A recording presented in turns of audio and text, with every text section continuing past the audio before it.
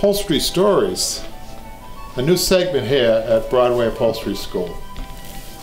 I'd like to tell a story. Ooh, come on in. That's just our friendly ghost in Upholstery on Broadway. The door just opened by itself. That could be a story for future, but let's go with it. So in 42 years of upholstering furniture in the greater Boston area and beyond, I've got a few stories to tell related to upholstered furniture and the people that hire me. So I got a call from a lovely couple, older couple, been married for more than 50 years in a very affluent community in the greater Boston area, and they had a special love seat that they wanted me to upholster that had quite a story.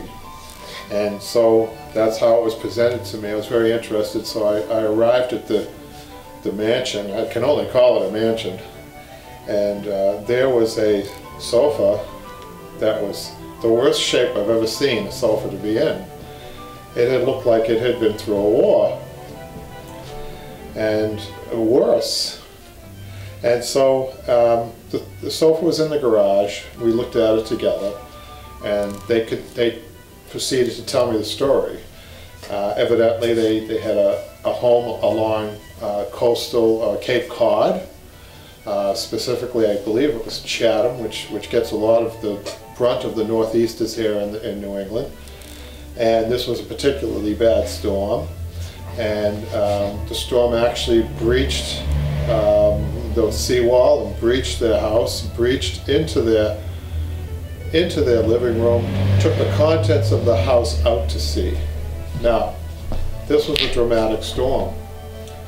3 days later, the elderly couple, hand in hand, were walking on the beach. And wouldn't you know, they came across their love seat that had been taken out to sea. There it was. They hired a crew to bring it to their home in Greater Boston, where this is where it was presented to me, complete with seaweed and sand, but a lot of love. So I proceeded to load it up in the truck, and I upholstered that in a beautiful sea blue velvet and returned it to its rightful spot. True story. Look for more true stories from the upholstery world here at Upholstery on Broadway and Broadway Upholstery School videos.